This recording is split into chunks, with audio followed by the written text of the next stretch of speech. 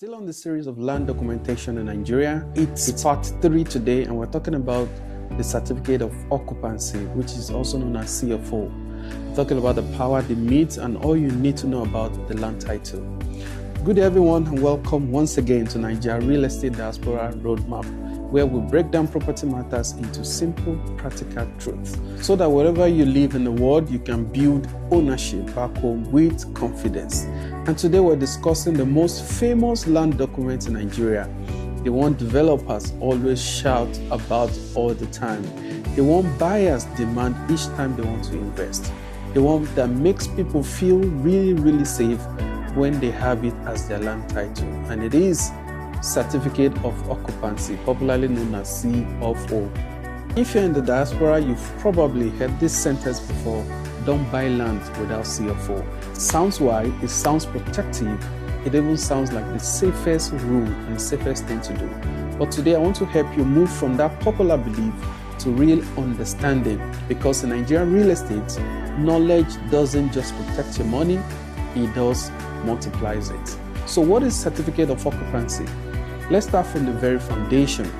A Certificate of Occupancy is a document issued in the name of the state government, confirming that the government recognizes your right to use the piece of the land. Your ownership is recorded officially on the same document. Your use of the land is also lawful.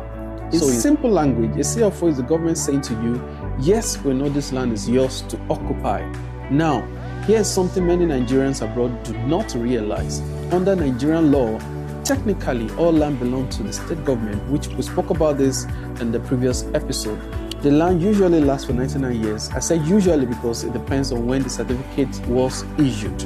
For instance, if your certificate was issued in the 1980s, that means you spent 46 years and that's gone out of the 99 years remaining, so you have 53 years left. So when you hold the CFO, you are simply holding legal recognition, you are holding government record, you are holding security of use.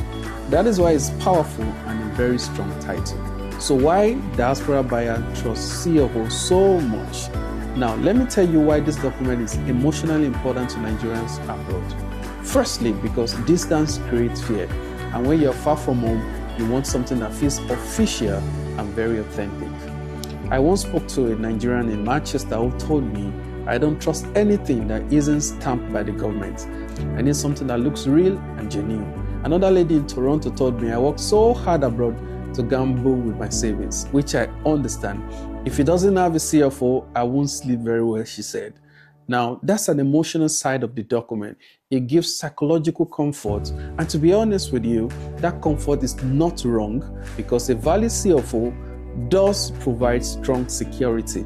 But here's the deeper truth. Security in real estate does not come from paper to hold, or the paper you hold. It comes from the truth behind the paper or the truth behind the document. So why CFO increases property value? There are 3 reasons why land with CFO is usually more expensive than other land titles. Number 1 is legal strength. So with CFO, government does recognize the land title. Ownership dispute is also reduced. Buyers feel safer when they have CFO as their land titles. This also increases the market demand for such property. Number 2 is financing power. Banks trust CFO. So without CFO, loans becomes very difficult to access. Investors also hesitate when your property does not have a CFO. Property liquidity also drops without this same famous title. With it, land becomes an asset, not just the soil, not just the property you bought, but it becomes an asset that you can trade with in the nearest future. So number 3 is resale confidence. A buyer once told me, I don't want to inherit problems, I want to inherit documentation. And that's exactly what CFO provides for you. It transfers confidence, and that is why many developers boldly advertise a property with CFO with their full chest. Here's the myth that misleads diaspora buyers. Now let's address the biggest misunderstanding why many Nigerians abroad believe if a land has CFO, then it is safe.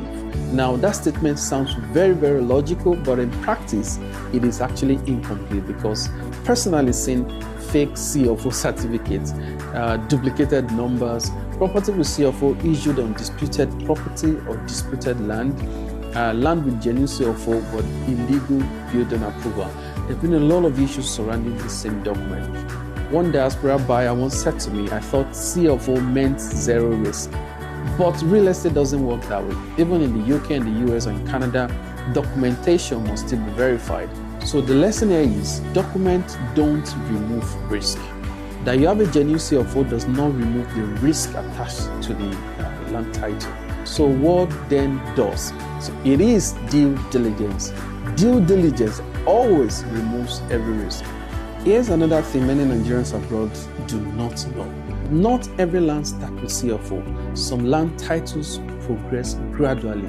First from accession to gazette, to deed of registration, to governor's consent, then to CFO. Sometimes the CFO comes before the governor's consent. So this is normal. This is actually the progression. So if someone says to you, don't buy anything without CFO as the land title, that advice may cause you to miss genuine opportunities. So many prime estates today started without one. And the truth is, with accession, you can follow the process and progress on the land. So one big benefit is that you are buying cheap because the land documentation is still at the initial stage. All right. So it is cheap and also means that you can buy more. You can buy in bulk if you so desire. The entire Lekki was not sold with CFO when they started selling. In fact, developers had to go from school to school at Saleko, Marina, and the like to talk to teachers, government workers, government officials to buy, and then they write their names on a notebook and how much they pay on a monthly basis. So you all know what land is saying in that axis today. So there must be a mindset shift for Nigerians in diaspora. What diaspora investors must understand is this. The goal is not to collect the most famous documents when it comes to property investment. The goal is to secure the most verifiable ownership, because documentation works like a chain. So the strength is not in one link, the strength is the whole chain, the entire chain. I work in supply chain for over a decade, so I understand what I'm talking about. So here's the practical step for diasporas who to buy. Now, before buying any land, claim to have a CFO. Now, the first thing you need to do is to verify the documents at the land registry. And secondly, you confirm the survey that was given to you, or survey the developer is showing to you matches the land title. All right, that's the second step. Third step is checking for encumbrances or disputes that may be on that land. And the next step is confirming ownership history. So who owns this land before? Like I said before, the CFO covers for 99 years. When was it initially issued? If it was 20 years ago, your CFO now has 79 years instead of 99 years. And then the next one is to use a property lawyer, always, because in Nigerian real estate, verification is cheaper than regrets. Okay, so the question now is, how do I do all of this when I'm not even in Nigeria? So calm down, let me explain, like one of my friends will always say. Now, the best thing to do to save yourself from all of this process and trouble is buying from a reputable real estate company, and I can recommend a few to you.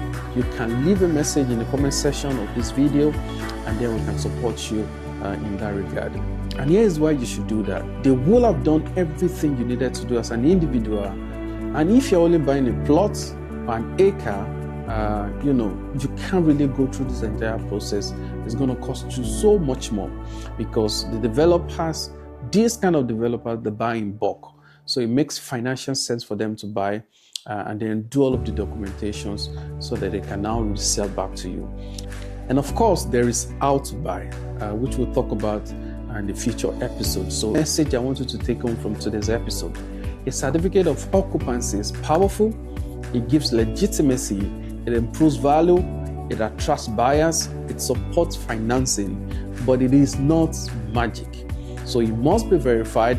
It must be understood, and it must be a part of a bigger documentation picture, because at the end of the day, real estate reward those who understand the process, not just those who trust the paperwork. So in part 4 in this series, we'll discuss governor's consent, the document many diaspora buyers ignore, yet one that can determine whether the land truly belongs to you legally or not. So stay with me on this journey. Like, share, subscribe, follow, and share with loved ones, because the goal is not just to buy land in Nigeria. The goal is to buy certainty, security, and legacy. So I'll see you guys in the next episode.